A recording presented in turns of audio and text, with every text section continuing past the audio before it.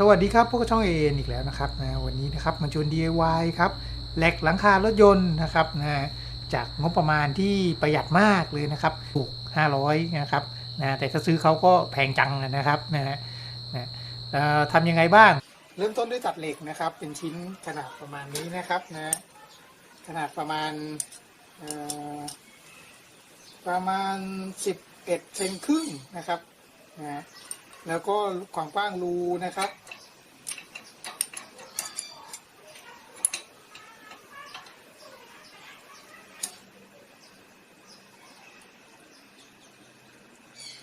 นี่นะครับ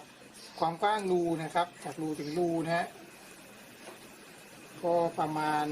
9เซนครับมาไปที่9เซนนะครับจากนั้นทำเหล็กงอครับงอเป็นฉากนี้นะครับเอามาเชื่อมติดตรงนี้นี่นะครับก็ประมาณนี้ครับแต่ว่าทีนี้ว่าต้องวางให้ตรงกลางนะฮะวางให้ตรงกลางเราก็ในขั้นตอนการตัดเหล็กเนี่ยผมไม่ได้ทำให้ดูนะครับเราจะเชื่อมแต้มไว้ก่อนนะครับโดยที่ไม่ได้เชื่อมให้ติดนะเพราะเชื่อมติดแล้วเราจะไม่สามารถขยับมันได้นะครับเชื่อมแต้มไว้ก่อนแล้วไปติดตั้งนะครับแล้วขยับดูนะ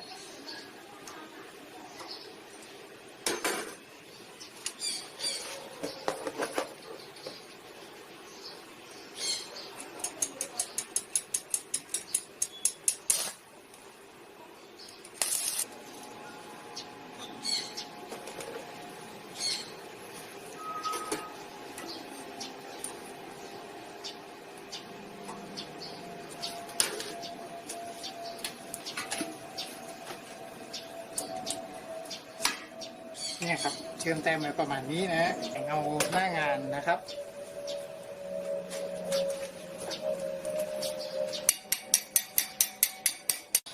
ครับจากนั้นเราก็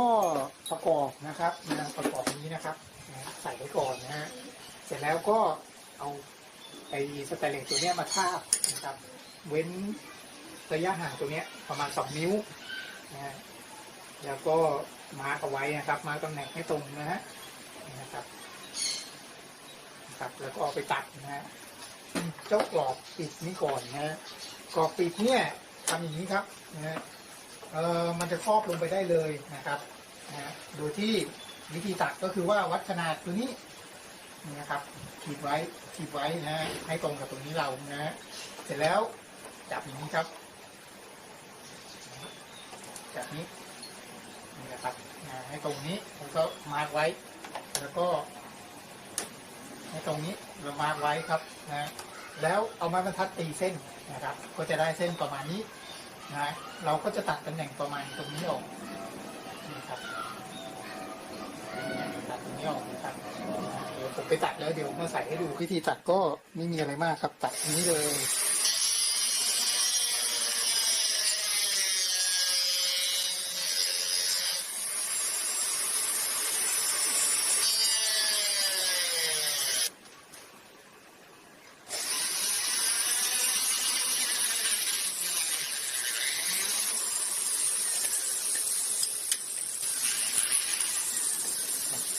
แล้วเดี๋ยวไปแต่งเพิ่มกระตาใบอีกนิดนึง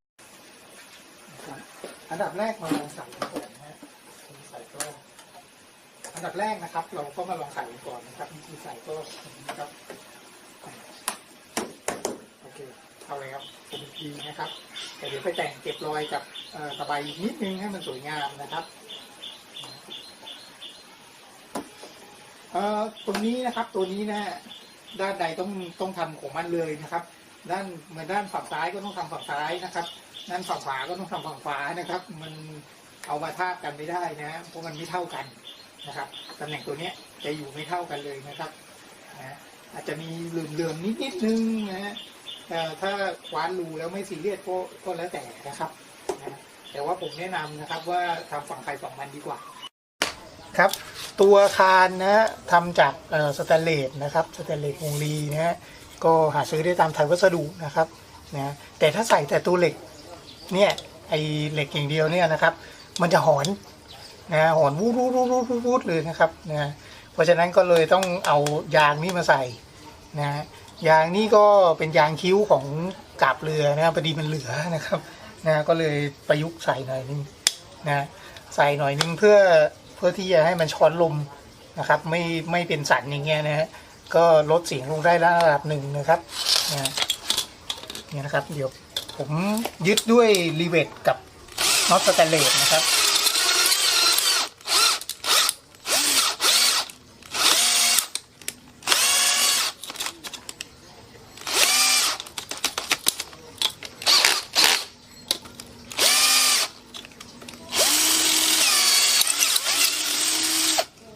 เราต้องยึดให้แน่นหนานะครับอุปกรณ์ที่ติด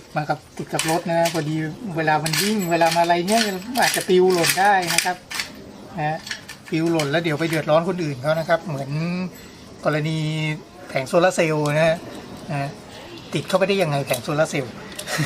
ต้านลมจะตายนะครับยึดไม่ดีมันก็ปลิวใส่หลังคารถบ้านชาวบ้านเขานะครับเดือดร้อนกันไปอีกเดือดร้อนกันทั้งวงการเลยครับทีเนี้ย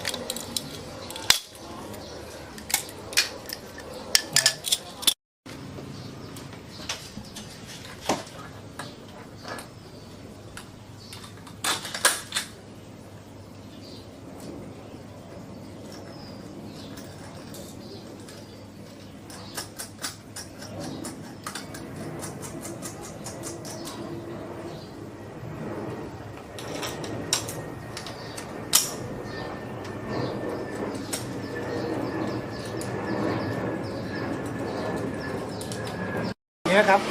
อย่าตกใจนะครับว่าผมไว้น็อตอย่างนี้นะทำไมหันน็อตขึ้นบนนะครับเอาไว้อย่างนี้ครับ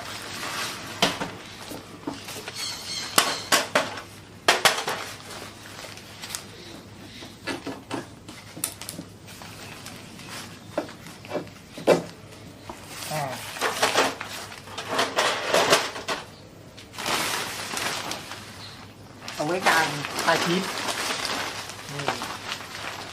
เนี่ยนะครับแต่ปลายชีสนี่ผมจะไม่ยึดติดหรอกครับไม่ยึดติดเอาไว้อย่างเงี้ยนะเพราะว่าเวลารถวิ่งแล้วค่อนข้างจะผมว่ามันอันตรายไปนะครับเอาไปกอดม้วนแล้วเก็บไว้ในรถดีกว่านะครับเสร็จไปแล้วนะครับกับการ DIY ง่ายๆนะครับกับแหลกหลังคานะเจ้าตัว CRV นะครับCRV Gen 2นะพอดีมันมีช่องอยู่แล้วนะครับก็เลยทำได้งบประมาณที่ใช้ไปทั้งหมดนะครับเราสัก500 บาทได้นะกับคานตัวนี้นะครับอย่าลืมนะครับต้องหาอะไรใส่นะครับไม่งั้นถ้าเป็นคานเปล่าๆนะหอนครับ วิ่งไปหอนเป็นโอ้เป็นวัวเป็นควายเลยหอนนะฮะหอนเป็นแมวเลยนะครับอุปกรณ์บางตัวนะครับอุปกรณ์เช่นตัวยางตัวอะไรพวกนี้นะครับเดี๋ยวผมจะทิ้งลิงก์ไว้ด้านล่างนะเพราะว่าใช้ยางตัวนี้เพราะมันแข็งแรงดีนะครับเนื้อค่อนข้างแข็งเลยนะถ้าใช้ตัวนิ่มๆไม่ได้ครับเดี๋ยวมันปิวนะขอบคุณครับสำหรับการรับชมคลิปนี้นะครับถ้าไงฝากกด Subscribe ด้วยนะครับ